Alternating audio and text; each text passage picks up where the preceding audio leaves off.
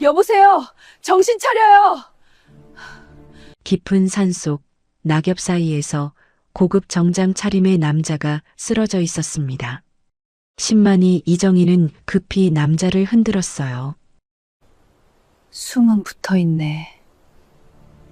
찢어진 정장, 머리에 상처, 그리고 비싼 시계. 이 사람이 왜 여기에?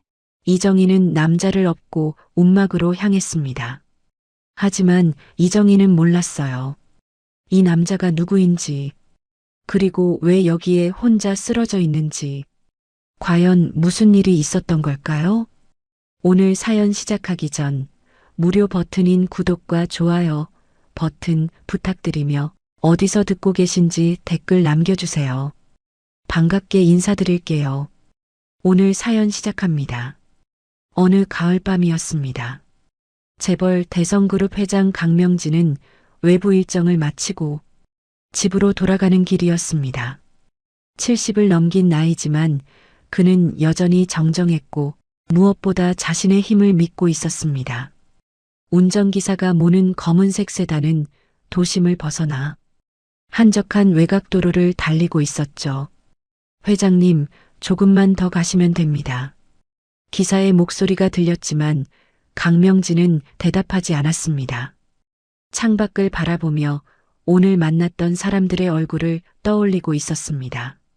그 중에는 사위 박준호의 얼굴도 있었습니다. 오늘 오전 회의에서도 사위는 조용히 앉아있기만 했죠. 말은 하지 않았지만 강명진은 속으로 생각했습니다. 역시 배경이 약한 사람은 어쩔 수 없어. 그렇게 생각하는 자신이 당연하다고 여겼습니다. 평생 그렇게 살아왔으니까요. 집안 배경, 학벌, 인맥. 그것이 사람을 평가하는 기준이라고 믿었습니다. 그때였습니다. 차가 갑자기 방향을 틀었습니다. 원래 가던 길이 아니었습니다. 어둠 속으로 산길로 접어들고 있었습니다. 어디로 가는 건가? 강명진이 물었지만 기사는 대답하지 않았습니다. 차는 점점 더 깊은 산속으로 들어가고 있었습니다. 가로등도 없고 집도 없고 사람의 흔적조차 보이지 않는 곳이었죠. 내가 지금 어디로 가냐고 물었네. 강명진의 목소리가 높아졌습니다. 하지만 기사는 여전히 침묵을 지켰습니다. 차는 더 이상 갈 수 없는 곳까지 와서 멈췄습니다.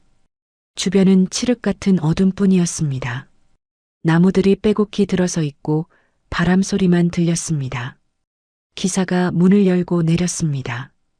그리고 뒷문을 열었습니다. 내리십시오. 차갑고 낮은 목소리였습니다. 강명진은 순간 이상함을 느꼈습니다.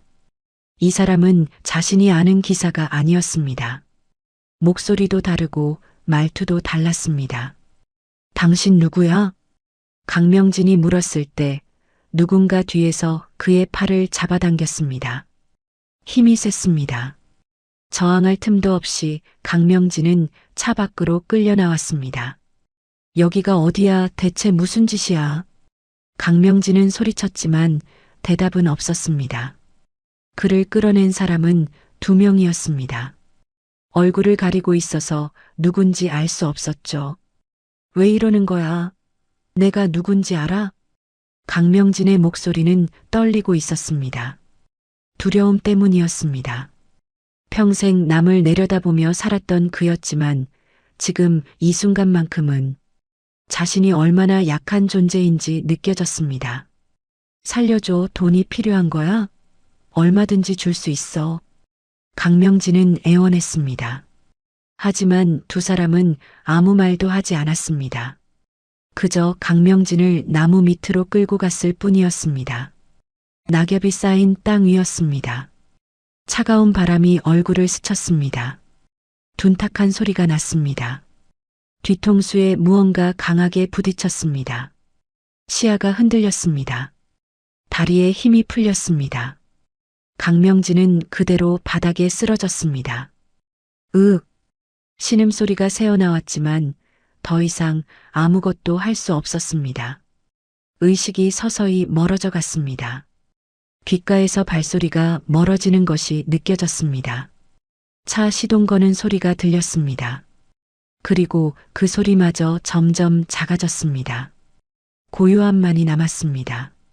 강명진은 낙엽 위에 쓰러진 채 눈을 감았습니다. 아니, 감긴 것인지 스스로 감은 것인지조차 알 수 없었습니다. 그렇게 강명진은 깊은 산속에 버려졌습니다.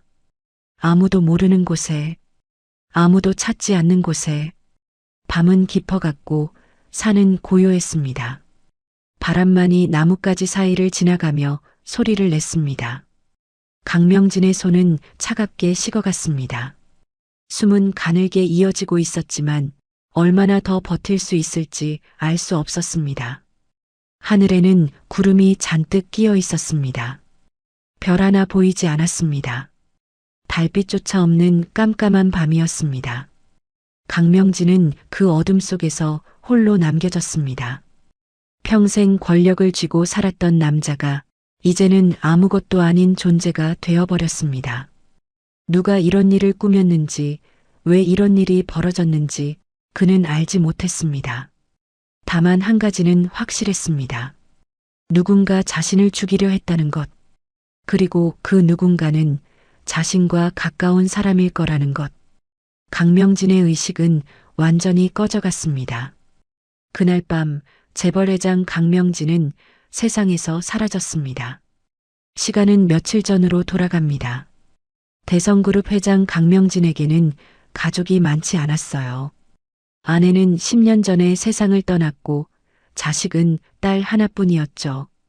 그 딸의 남편이 바로 박준호였습니다. 45살의 박준호는 평범한 집안 출신이었어요. 아버지는 작은 공장을 운영했고 어머니는 평범한 주부였습니다. 명문대를 나왔지만 집안 배경은 평범했죠. 그런 박준호가 재벌가의 딸과 결혼한 것은 사랑 때문이었어요. 적어도 처음에는 그랬습니다. 결혼 초반 강명진은 사위를 반기는 듯 했어요. 능력 있는 사람이면 됐지, 뭐. 그렇게 말했지만 시간이 지나면서 달라졌습니다. 식사 자리에서였어요. 준호, 친구 중에 재계 쪽 사람 있나? 강명진이 물었습니다. 대학 동기 몇 명 정도 있습니다. 박준호가 대답했죠. 인맥은 중요한 거야. 집안 좋은 친구들이랑 잘 지내야 해. 겉으로는 조언하는 말투였지만 박준호는 느낄 수 있었어요. 그 말 속에 담긴 무시를. 너는 그런 집안이 아니잖아. 그런 의미였죠. 회사에서도 마찬가지였습니다. 박준호는 대성그룹 기획실에서 일했어요. 능력은 있었죠. 대학 시절부터 성적은 늘 최상위권이었고 업무 처리도 빨랐습니다. 하지만 중요한 자리에는 늘 다른 사람이 앉았어요. 준호는 아직 경험이 부족해서. 강명진은 그렇게 말했습니다. 하지만 박준호보다 나이도 어리고 경력도 짧은 사람이 승진했죠. 그 사람의 할아버지는 전직 장관이었어요. 박준호는 아무 말도 하지 않았습니다. 그저 웃으며 고개를 숙였죠. 알겠습니다, 회장님. 하지만 마음속은 달랐어요. 분노가 쌓여가고 있었습니다. 어느 날 임원회의가 있었어요. 박준호가 준비한 사업 제안서를 발표하는 자리였죠. 몇 달 동안 밤을 새워가며 준비한 내용이었습니다. 이 사업은 향후 10년을 내다본 투자입니다. 박준호가 설명했어요. 회의실에 있던 사람들은 고개를 끄덕였습니다. 하지만 강명진은 달랐죠. 좋긴 한데 너무 이상적인 거 아닌가? 강명진이 말했습니다. 현실성이 좀 떨어지는 것 같아. 다시 검토해보게. 박준호는 할 말을 잃었어요. 몇 달을 준비한 것이 단 몇 마디로 묵살되는 순간이었죠. 회의가 끝나고 한 임원이 박준호에게 다가왔습니다. 준호 이사, 너무 신경 쓰지 마. 회장님이 원래 그러셔. 하지만 그 임원도 알고 있었어요. 강명진이 박준호를 어떻게 생각하는지. 사위지만 결국 외부 사람이야. 박준호는 그날 밤 혼자 술을 마셨습니다. 아내에게는 말하지 않았어요. 아내는 아버지를 존경했고 아버지 편을 들게 뻔했으니까요. 나는 왜 이렇게 살아야 하지? 박준호는 중얼거렸습니다. 능력으로 인정받고 싶었어요. 집안 배경이 아니라 실력으로 평가받고 싶었죠. 하지만 강명진은 그를 절대 인정하지 않았습니다. 또 다른 날이었어요. 회사 임원 승진 발표가 있었죠. 박준호는 이번에야말로 기대했습니다. 지난 3년간 회사 매출을 2배로 끌어올린 건 박준호의 프로젝트였으니까요. 하지만 발표된 이름은 다른 사람이었어요. 강명진이 직접 발표했습니다. 이번 상무 승진자는 김태훈 이사입니다. 김태훈은 박준호보다 3살이나 어렸어요. 입사한 지도 5년밖에 안 됐죠. 하지만 그의 아버지는 유명한 법조인이었습니다. 박준호는 자리에 앉은 채 손을 꽉 쥐었어요. 손톱이 손바닥에 박혔지만 느껴지지 않았습니다. 회의가 끝나고 강명진이 박준호를 불렀어요. 준호, 실망했나? 강명진이 물었습니다. 아닙니다. 박준호가 대답했죠. 태훈이가 좀 더 리더십이 있어 보여서 말이야. 자네도 분명 좋은데 뭔가 부족한 게 있어. 강명진은 그렇게 말하며 박준호의 어깨를 툭 쳤습니다. 다음 기회를 노려보게. 박준호는 웃으며 고개를 숙였어요. 감사합니다, 회장님. 하지만 그 웃음 뒤에는 차가운 분노가 있었습니다. 부족한 게 뭔데? 집안이 부족하단 거잖아. 집으로 돌아온 박준호는 거울을 보며 생각했어요. 결혼한 지 10년이 넘었습니다. 10년 동안 참고 견뎠죠. 하지만 이제는 한계였어요. 결국 난 장식품이었어. 박준호는 중얼거렸습니다. 능력도 인정받지 못하고 사람으로도 존중받지 못하는 삶. 그런 삶을 더 이상 살 수 없었어요. 그날 밤 박준호는 결심했습니다. 더 이상 참을 수 없다고. 더 이상 무시당하며 살 수 없다고. 나를 이렇게 만든 건 당신이야, 장인어른. 박준호는 조용히 계획을 세우기 시작했습니다. 아무도 모르게, 아무도 의심하지 못하게. 그는 회장의 일정을 파악했어요. 언제 어디로 가는지, 누구를 만나는지, 그리고 적당한 사람을 물색했습니다. 돈으로 움직일 수 있는 사람들을. 몇 주가 지났어요. 박준호는 평소와 다름없이 행동했습니다. 회사에서도 집에서도 아무도 그의 속마음을 알지 못했죠. 그리고 그날이 왔습니다. 강명진이 외부 일정을 마치고 돌아오는 날, 박준호는 조용히 전화를 걸었어요. 오늘이야. 계획대로 해. 전화를 끊고 박준호는 창밖을 바라봤습니다. 비가 내리기 시작했어요. 완벽한 날씨였죠. 이제 끝이야. 당신의 시대는. 박준호는 차갑게 웃었습니다. 그날 밤 강명진은 산속에 버려졌습니다. 박준호는 치밀하게 계획을 세웠습니다. 아내 몰래, 회사 사람들 몰래 모든 걸 혼자 준비했어요. 가장 먼저 한 일은 사람을 구하는 것이었죠. 뒷골목에서 일하는 사람들을 찾았습니다. 돈만 주면 무슨 일이든 하는 사람들이었어요. 회장님, 운전기사를 바꿔치기 해야 해. 박준호는 그렇게 말했습니다. 만난 사람은 2명이었어요. 한 명은 운전을 맡고 한 명은 보조 역할이었죠. 원래 기사는 그날 아침에 처리할 거야.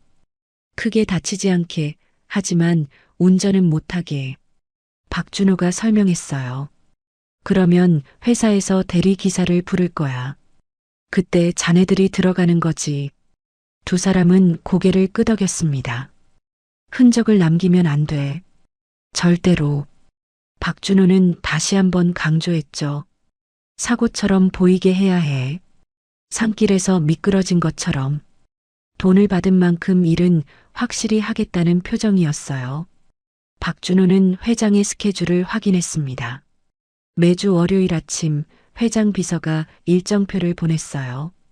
그 일정표에는 모든 게 적혀 있었죠. 어디를 가고 누구를 만나고 몇 시에 돌아오는지. 박준호는 그 중에서 가장 적합한 날을 골랐어요. 외부 일정이 늦게 끝나는 날, 산길을 지나 집으로 돌아오는 날. 그날이 바로 오늘이었습니다. 아침 일찍 회장의 운전기사에게 작은 사고가 났어요. 집 앞 계단에서 미끄러져 발목을 삐끗한 거였죠. 물론 우연이 아니었습니다. 박준호가 고용한 사람이 몰래 계단에 물을 뿌려놨어요. 죄송합니다, 회장님. 오늘은 운전을 못할 것 같습니다. 기사가 전화로 말했죠. 그럼 어쩌나? 오늘 일정이 있는데. 회장 비서가 당황했어요. 대리기사 불러야겠어요. 비서는 평소 이용하던 대리운전 회사에 전화를 걸었습니다. 하지만 그 전화는 박준호가 미리 손을 써둔 곳으로 연결됐어요. 네, 바로 보내드리겠습니다. 전화를 받은 사람은 박준호가 고용한 사람이었죠. 1시간 후 검은색 정장을 입은 남자가 회장의 집 앞에 도착했습니다. 대리기사입니다. 남자는 공손하게 인사했어요. 비서는 별다른 의심 없이 차 열쇠를 건넸죠. 회장님 모시고 일정 소화하고 저녁에 집까지 모셔다 드려야 합니다. 알겠습니다. 남자는 고개를 숙였어요. 그렇게 회장은 가짜 기사가 모는 차에 탔습니다. 낮 동안은 모든 게 정상적으로 진행됐어요. 회장은 회의에 참석하고 거래처를 만나고 저녁 식사를 했죠. 기사는 조용히 차를 몰며 아무 말도 하지 않았습니다. 회장도 평소처럼 뒷좌석에서 서류를 보거나 전화를 받았어요. 저녁 6시 모든 일정이 끝났습니다. 집으로 가세. 회장이 말했죠. 알겠습니다. 기사는 차를 출발시켰어요. 그때 박준호는 사무실에서 전화를 받았습니다. 지금 출발했습니다. 짧은 보고였어요. 박준호는 아무 말 없이 전화를 끊었죠. 시계를 봤어요. 7시쯤이면 모든 게 끝날 겁니다. 차는 평소와 같은 길을 달렸어요. 도심을 벗어나 외곽으로 향했죠. 하지만 집으로 가는 마지막 갈림길에서 방향을 틀었습니다. 산길로 접어든 거예요. 어디로 가는 건가? 회장이 물었습니다. 기사는 대답하지 않았어요.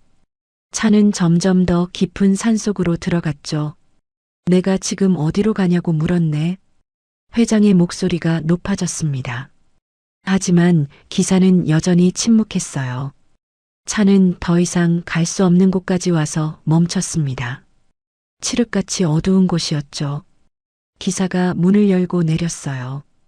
그리고 뒷문을 열었습니다.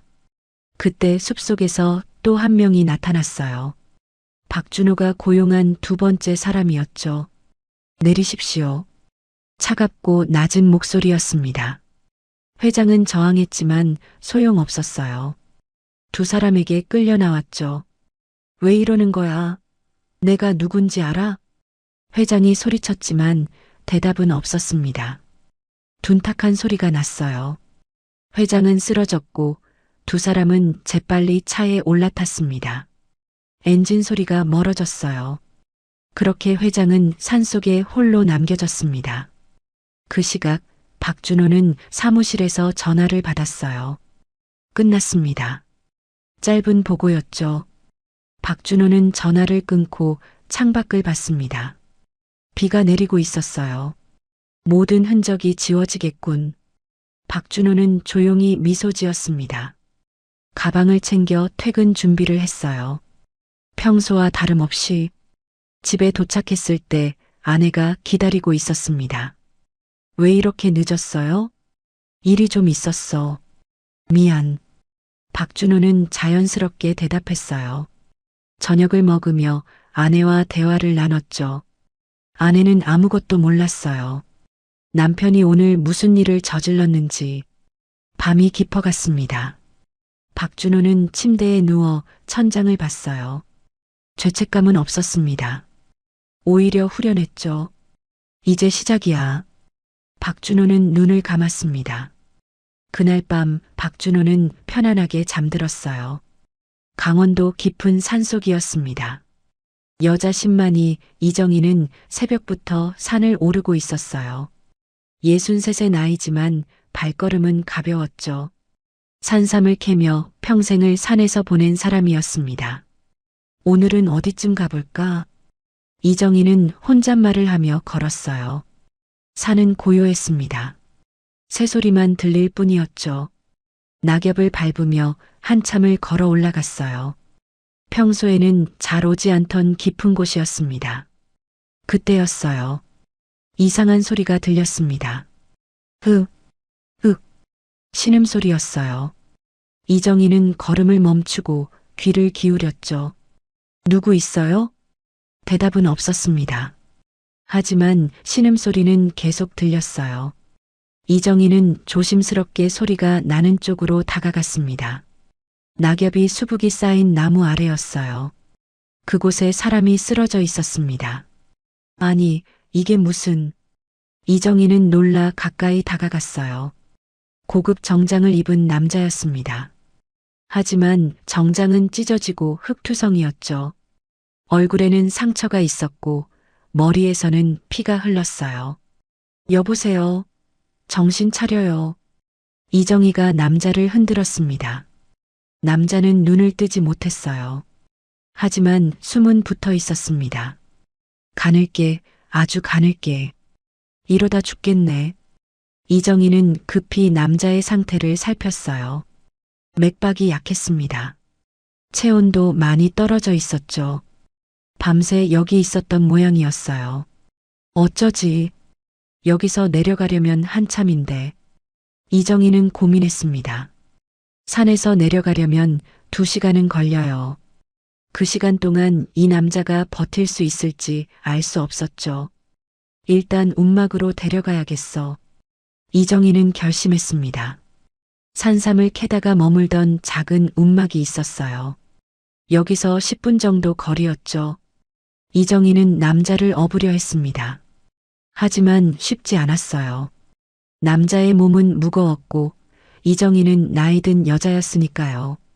에고, 무겁네. 이정희는 힘을 다해 남자를 끌었습니다. 조금씩 조금씩 땀이 흘렀어요. 숨이 찼죠.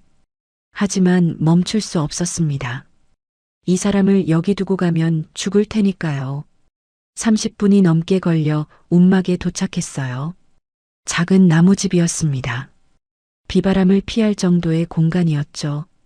이정희는 남자를 안으로 들였습니다. 바닥에 깔아둔 돗자리 위에 눕혔어요. 후, 이제 뭘 해야 하나? 이정희는 급히 물을 끓였습니다. 움막 한쪽에는 간단한 살림살이가 있었어요. 냄비, 물통, 약초들. 물이 끓자 깨끗한 천을 적셨습니다. 그리고 남자의 얼굴과 상처를 닦아줬어요. 이 사람이 왜 여기 있는 거지? 이정희는 중얼거렸습니다.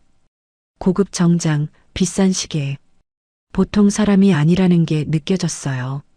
산에 놀러 왔다가 길을 잃은 건가. 하지만 뭔가 이상했습니다. 머리에 상처는 부딪힌 것 같았지만 너무 깊었어요. 마치 누군가 때린 것 같았죠. 에이, 그럴 리가. 나도 상상이 과하네. 이정희는 고개를 저었습니다. 일단 이 사람을 살리는 게 중요했어요. 천으로 상처를 닦고 약초를 다렸습니다. 지혈에 좋은 약초였죠. 달인 물을 남자의 입에 조금씩 흘려 넣었어요. 남자는 삼키지 못했습니다. 대부분 흘러내렸죠. 아휴, 어렵네. 이정희는 포기하지 않았습니다. 조금씩 천천히 몇 방울이라도 목으로 넘어가길 바라며 해가 저물어 갔어요. 이정희는 움막에서 밤을 보내기로 했습니다. 이 사람을 혼자 둘 수 없었으니까요. 밤이 되자 기온이 떨어졌어요. 이정희는 남자에게 담요를 덮어줬습니다. 자신이 가져온 것까지 모두. 추우면 안 되는데. 손으로 남자의 이마를 만졌어요. 열이 있었습니다. 염증이 생긴 건가? 이정희는 다시 약초를 다렸어요. 열을 내리는 약초였죠. 밤새 남자의 이마를 닦아주고 약을 먹이고 체온을 확인했습니다. 이정희는 잠들지 못했어요. 이 사람이 죽을까봐 무서웠으니까요. 새벽이 되자 남자의 숨소리가 조금 안정됐어요. 열도 약간 내렸죠. 다행이다. 이정희는 안도의 한숨을 쉬었습니다. 하지만 아직 안심할 수 없었어요. 상처는 깊었고 몸 상태는 여전히 안 좋았으니까요. 이튿날도 사흘째 되는 날도 이정희는 움막을 떠나지 않았습니다. 산삼을 캐러 가지도 않았어요. 그저 이 사람을 돌보는데 온 힘을 쏟았죠. 약초를 다리고 상처를 소독하고 물을 먹이고 밤마다 열을 확인하고 숨소리를 듣고 사흘째 되는 밤이었어요. 남자의 손가락이 움직였습니다. 작은 신음소리가 났죠. 이정희는 황급히 다가갔어요. 정신 차렸어요? 남자는 천천히 눈을 떴습니다. 하지만 초점이 없었어요. 여긴 어디? 남자가 중얼거렸습니다. 산속이에요. 제가 발견해서 데려왔어요.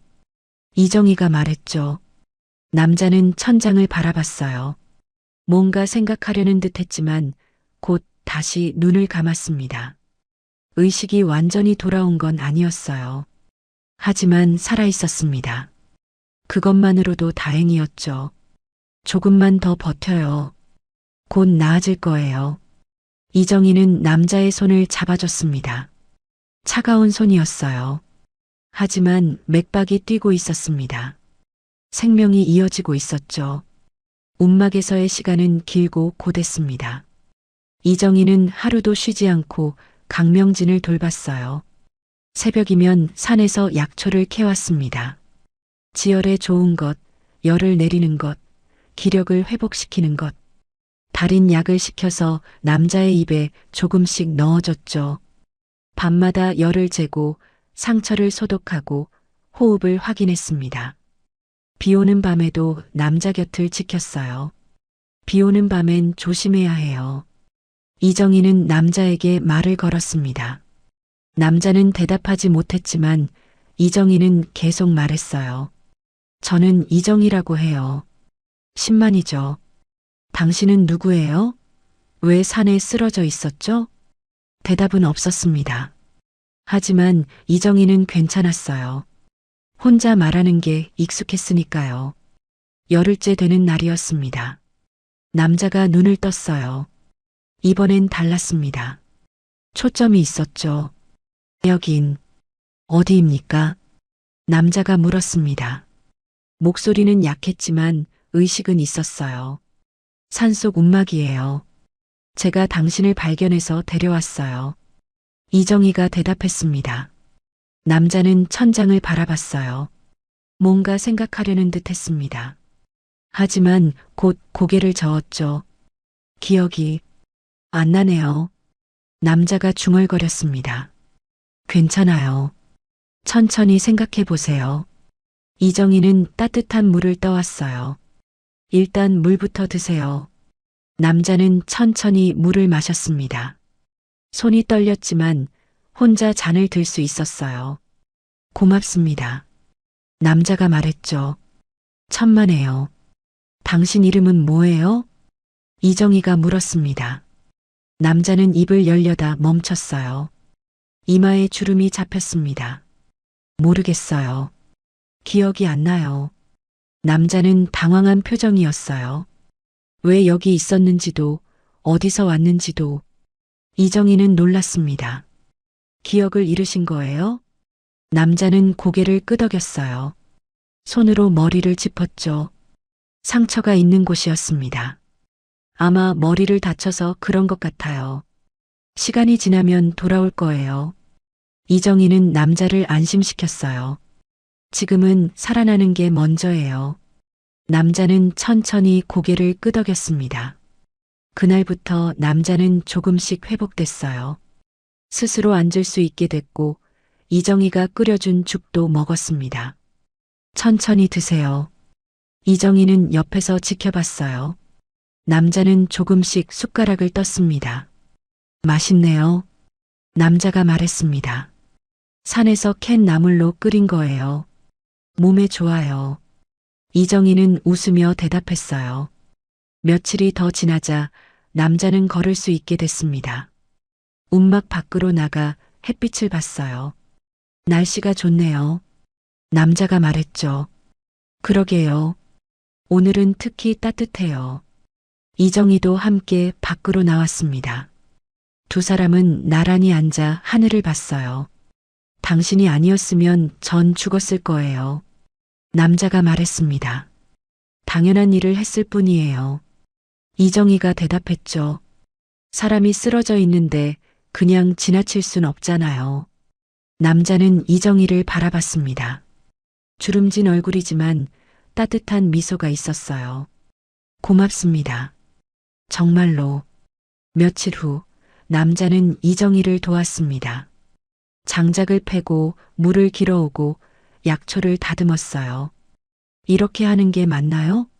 남자가 물었습니다. 잘하고 있어요. 손재주가 좋으시네요. 이정희가 대답했죠. 일을 하며 남자는 생각했습니다.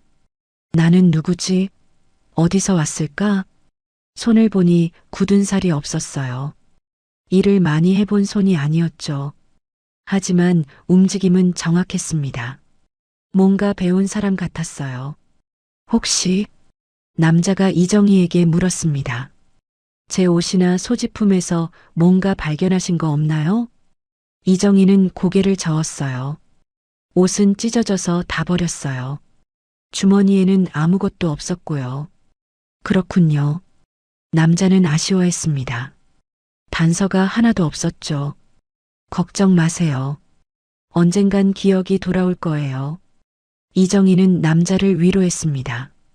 그때까지 여기서 쉬면 돼요. 남자는 고개를 끄덕였어요. 그날 밤 남자는 잠들지 못했습니다. 뭔가 계속 마음에 걸렸어요. 누군가 나를 해치려 했던 것 같아 어렴풋한 기억이 떠올랐습니다. 어둠, 차, 그리고 둔탁한 충격. 하지만 확실하지 않았어요. 꿈인지 현실인지 구분이 안 됐죠. 남자는 천장을 보며 생각했습니다. 내가 누구든 왜 여기 있게 됐든 지금은 살아있다는 게 중요해. 이정희의 말이 맞았어요. 지금은 살아나는 게 먼저였습니다. 그리고 언젠가는 진실을 알게 되겠죠. 자신이 누구인지, 왜 산에 버려졌는지, 그때까지는 이곳에서 쉬면 되는 거였습니다. 남자는 눈을 감았어요. 처음으로 편안한 잠에 빠져들었습니다. 산속 작은 움막에서 지내던 어느 날이었습니다. 강명진은 장작을 패고 있었어요. 도끼질은 서툴렀지만 조금씩 나아지고 있었죠. 이정희는 옆에서 약초를 다듬고 있었습니다. 힘들면 쉬어요. 무리하지 말고. 이정희가 말했어요. 괜찮습니다. 이 정도는 할 수 있어요. 강명진은 웃으며 대답했습니다. 장작을 패다가 문득 멈췄어요. 뭔가 생각이 떠오른 듯 했죠. 혹시? 강명진이 이정희에게 물었습니다. 집안이 조금 부족하다는 이유로 사람을 함부로 대하면 그건 잘못된 겁니까? 갑작스러운 질문이었어요. 이정희는 손을 멈추고 강명진을 봤습니다. 왜 갑자기 그런 걸 물어보세요? 그냥 문득 떠올라서요. 제가 누군지는 모르지만 뭔가 그런 일이 있었던 것 같아요. 강명진은 고개를 갸웃거렸습니다. 확실한 기억은 아니었지만 어렴풋이 느껴지는 뭔가가 있었어요. 이정희는 잠시 생각하다 말했습니다. 사람은요, 태어날 때 집안 정에서 태어나지 않아요. 이정희의 목소리는 조용했지만 단호했죠. 그걸로 재는 게 제일 잔인하죠. 강명진은 아무 말도 하지 못했습니다. 그 말이 가슴에 박혔어요. 태어날 때 집안 정에서 태어나지 않는다. 이정희는 계속 말했습니다. 저도 가난하게 자랐어요. 부모님은 일찍 돌아가셨고 혼자 산에서 살아왔죠. 힘들지 않으셨어요? 강명진이 물었습니다. 힘들었죠. 하지만 산은 저를 무시하지 않았어요. 이정희는 주변 나무들을 바라봤어요. 나무도 풀도 새도 다 똑같이 대해줬어요. 제가 가난하다고 달라지는 건 없었죠. 사람만 달라요. 사람만 돈과 집안으로 다른 사람을 깔봐요. 이정희의 말에 강명진은 가슴이 아팠습니다. 왜 아픈지는 모르겠지만 뭔가 잘못했다는 느낌이 들었어요. 저도 그랬던 것 같아요. 강명진이 중얼거렸습니다. 누군가를 그렇게 대했던 것 같아요. 집안이 부족하다고. 이정희는 강명진을 바라봤어요. 기억이 돌아오고 있나 봐요? 확실하진 않아요. 그냥 느낌만. 강명진은 도끼를 내려놓고 앉았습니다. 머리가 복잡했어요. 만약 제가 정말 그런 사람이었다면 잘못된 거죠? 강명진이 물었습니다. 잘못됐죠. 하지만 깨달았으면 됐어요. 이정희가 대답했어요. 사람은 변할 수 있으니까요. 강명진은 고개를 숙였습니다. 자신이 누군지는 몰라도 뭔가 잘못 살아온 것 같았어요. 그날 밤 강명진은 잠들지 못했습니다. 이정희의 말이 계속 떠올랐어요. 사람은 태어날 때 집안 정에서 태어나지 않는다. 그걸로 재는 게 제일 잔인하다. 강명진은 천장을 보며 생각했습니다. 나는 누구였을까? 어떤 사람이었을까? 기억은 돌아오지 않았지만 한 가지는 확실했어요. 좋은 사람은 아니었던 것 같다는 거. 며칠이 더 지났습니다. 강명진은 이정희를 도우며 지냈어요. 함께 산을 오르고 약초를 캐고 밥을 지었습니다. 이 약초는 기침에 좋아요. 이정희가 설명했어요. 저건 상처에 바르는 거고요. 많이 아시네요. 강명진이 말했습니다. 평생 산에서 살았으니까요. 이게 제 전부예요. 이정희는 웃으며 대답했죠. 강명진은 이정희를 보며 부러웠습니다. 소유한 건 없지만 만족하며 사는 모습, 누구를 깔보지도 않고 자신을 자랑하지도 않는 모습, 이게 진짜 사는 거구나. 강명진은 생각했어요. 내가 잃어버린 게 뭔지 모르지만 이 시간은 소중해. 어느 날 저녁이었습니다. 두 사람은 움막 밖에 앉아 하늘을 봤어요. 별이 쏟아질 듯 많았습니다. 별이 참 많네요. 강명진이 말했습니다. 도시에서는 이렇게 안 보이죠. 이정희가 대답했어요. 당신 도시 사람인 것 같아요? 그런 것 같긴 해요. 손을 보니 일을 안 해본 손이더라고요. 강명진은 자신의 손을 봤습니다. 이제는 조금 거칠어졌지만 원래는 깨끗한 손이었죠. 도시에서 뭘 했을까요? 글쎄요. 중요한 일을 하신 것 같긴 해요. 말투도 그렇고. 이정희가 말했어요. 하지만 지금은 중요하지 않아요. 지금의 당신이 중요하죠. 강명진은 고개를 끄덕였습니다. 이정희의 말이 맞았어요. 과거가 어땠든 지금이 중요했습니다. 정희 씨, 강명진이 불렀어요. 네, 저를 살려주셔서 고맙습니다. 그리고 많은 걸 배우고 있어요. 강명진은 진심으로 말했습니다. 사람이 어떻게 살아야 하는지. 이정희는 웃었어요. 저야말로 고마워요. 혼자 사는 게 외로웠는데 이렇게 같이 있으니 좋네요. 두 사람은 별을 보며 앉아 있었습니다. 말은 없었지만 편안한 시간이었어요. 그날 밤 강명진은 꿈을 꿨습니다. 누군가의 얼굴이 흐릿하게 보였어요. 젊은 남자였습니다. 그 남자는 고개를 숙이고 있었고 강명진은 그 남자를 내려다보고 있었어요. 무시하는 눈빛으로. 강명진은 꿈에서 깼습니다. 식은땀이 났어요. 저 사람은 누구지? 기억은 돌아오지 않았지만 불편한 느낌만 남았습니다. 강명진은 창밖을 봤어요. 달빛이 움막을 비추고 있었습니다. 내가 누구든 이제는 달라져야 해. 강명진은 다짐했습니다. 기억이 돌아오면 잘못된 걸 바로잡겠다고, 사람을 함부로 대했다면 사과하겠다고. 그렇게 강명진은 조용히 변화하고 있었습니다. 보름이 지났을 무렵이었습니다. 강명진은 아침 일찍 일어나 물을 길어왔어요. 이제는 산길도 익숙해졌고 움막 생활도 자연스러웠죠. 이정희는 아침 식사를 준비하고 있었습니다. 오늘은 날씨가 좋네요. 강명진이 말했어요. 그러게요. 산책이라도 할까요? 이정희가 제안했습니다. 두 사람은 식사 후 산길을 걸었어요. 가을 단풍이 아름다웠죠. 걷다가 강명진이 갑자기 멈춰 섰습니다. 왜 그래요? 이정희가 물었어요. 강명진은 손으로 머리를 짚었습니다. 뭔가 떠오르는 듯 했어요. 기억이 조금씩 돌아오는 것 같아요. 강명진의 목소리가 떨렸습니다. 천천히 해요. 무리하지 말고. 이정희가 강명진의 팔을 잡았어요.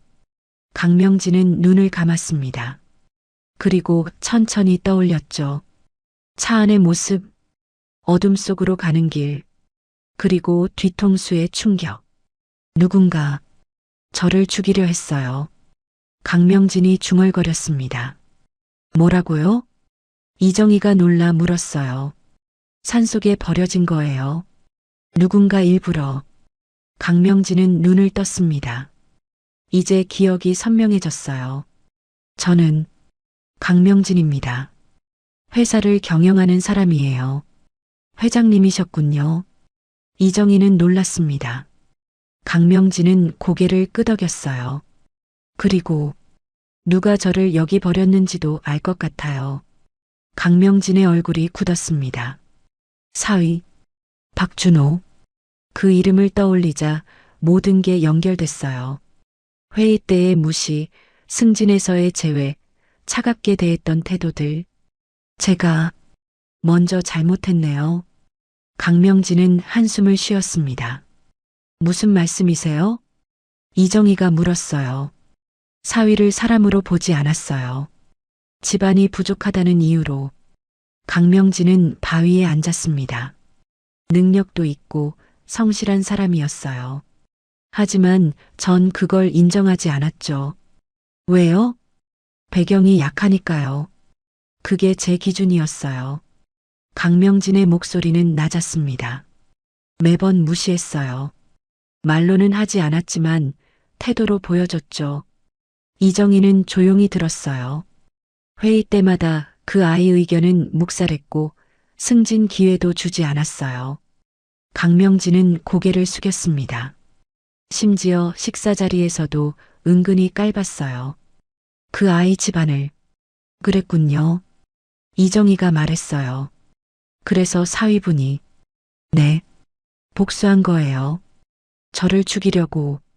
강명진은 쓴웃음을 지었습니다. 하지만 알겠어요.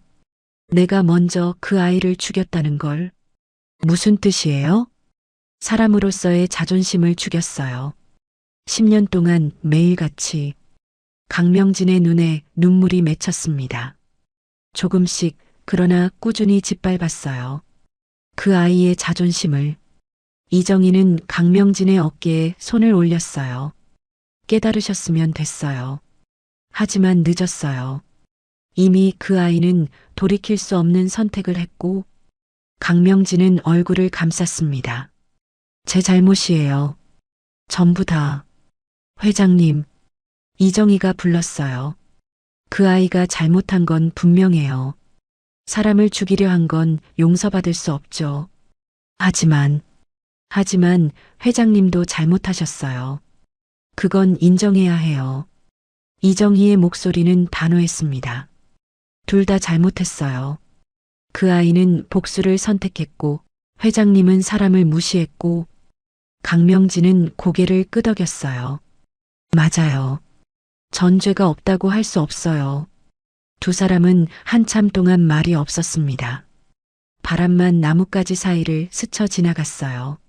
정희 씨, 강명진이 입을 열었습니다. 네, 저, 여기서 조금 더 있고 싶어요. 강명진이 말했어요. 아직 준비가 안 됐어요.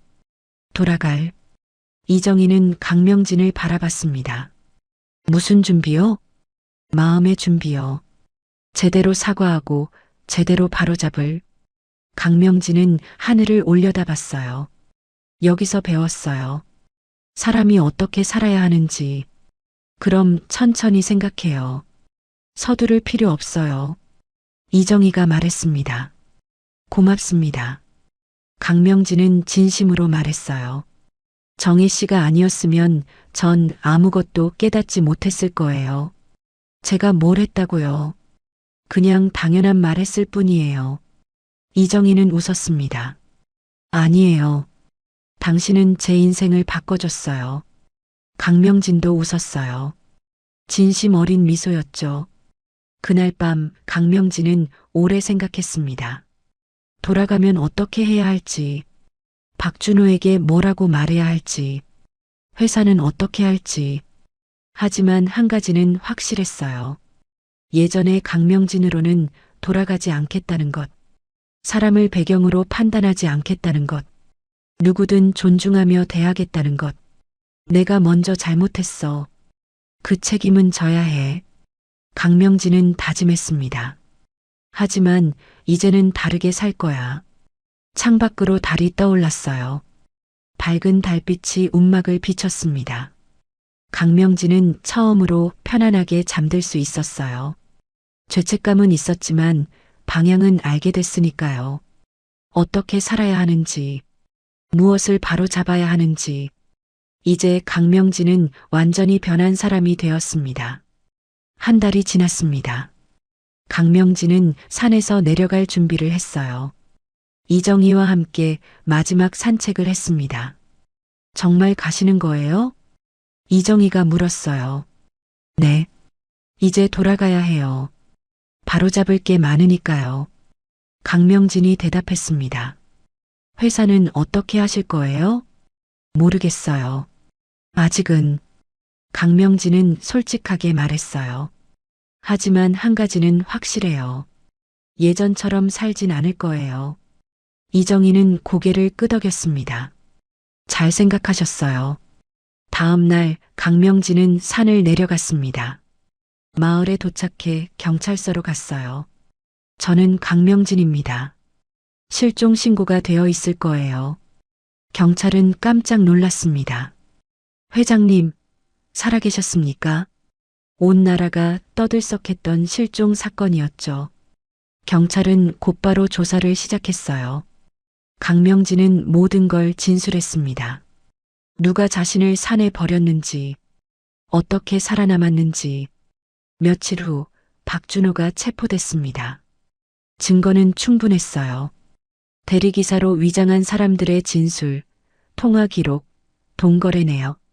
모든 게 드러났죠. 장인어른, 박준호는 강명진을 봤습니다.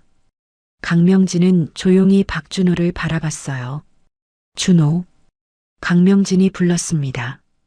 자네가 한 일은 용서받을 수 없네. 사람을 죽이려 했으니까.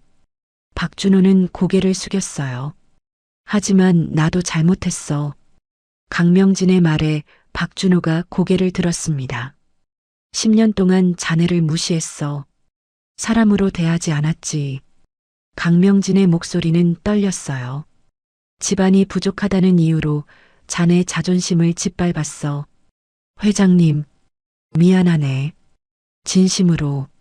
강명진은 고개를 숙였습니다. 내가 먼저 자네를 이렇게 만들었어. 그 책임은 내가 질 거야. 박준호는 아무 말도 하지 못했어요. 눈물만 흘렀죠. 재판이 시작됐습니다. 박준호는 살인미수 혐의로 기소됐어요. 강명진은 증인으로 출석했습니다. 피해자께서 한 말씀 해주시죠. 판사가 말했어요. 강명진은 일어섰습니다. 피고인이 저를 죽이려 한 건 사실입니다. 강명진이 말했어요. 하지만 저도 피고인을 10년 동안 괴롭혔습니다. 무슨 말씀이십니까? 말로 죽였습니다. 매일 조금씩. 강명진의 목소리는 단호했어요. 집안 배경으로 사람을 판단하고 무시하고 깔봤습니다. 방청석이 술렁였어요. 피고인의 죄는 분명합니다. 하지만 저도 죄가 있습니다. 강명진은 박준호를 봤어요. 그 점을 말씀드리고 싶었습니다. 재판은 몇 주간 이어졌습니다. 결국 박준호는 징역 7년을 선고받았어요. 살인 미수치고는 가벼운 형량이었죠. 강명진의 증언이 참작됐기 때문이었습니다. 재판이 끝나고 강명진은 회사로 돌아갔어요. 임원들이 모두 모였습니다. 회장님, 복귀하시는 겁니까? 한 임원이 물었어요. 강명진은 고개를 저었습니다. 아니요. 사임하려고 합니다. 뭐라고요? 임원들이 놀랐어요. 저는 더 이상 이 자리에 있을 사람이 아닙니다. 강명진이 말했어요. 왜 그런 말씀을 하십니까? 사람을 배경으로 판단하고 서열로 나눴습니다. 강명진은 담담하게 말했어요. 그런 사람이 회사를 이끌어선 안 됩니다. 하지만 회장님, 딸에게 회사를 맡기겠습니다. 그 아이가 준비되면 강명진은 결정을 내렸어요. 그때까지는 전문 경영인을 모시겠습니다. 임원들은 할 말을 잃었습니다. 며칠 후 강명진은 딸을 만났어요. 아버지, 딸은 눈물을 흘렸습니다. 준호 오빠가 왜 그랬을까요? 내 탓이 아니야. 강명진이 말했어요. 내 탓이지. 내가 그 아이를 그렇게 만들었어. 아버지, 미안하구나. 너한테도. 강명진은 딸의 손을 잡았어요. 좋은 아버지가 되지 못했어. 좋은 장인도 되지 못했고. 딸은 고개를 저었습니다. 아니에요. 아버지는 이제 회사를 맡아라. 내가 준비되면. 강명진이 말했어요. 아버지는 어디 가세요? 산으로 돌아갈 거야. 강명진은 웃었습니다. 거기 내가 있어야 할 사람이 있어. 한 달 후 강명진은 다시 산으로 올라갔습니다. 이정희가 기다리고 있었어요. 돌아오셨네요. 이정희가 웃으며 말했어요. 네. 이제 여기가 제 집입니다. 강명진도 웃었어요. 두 사람은 함께 움막으로 들어갔습니다.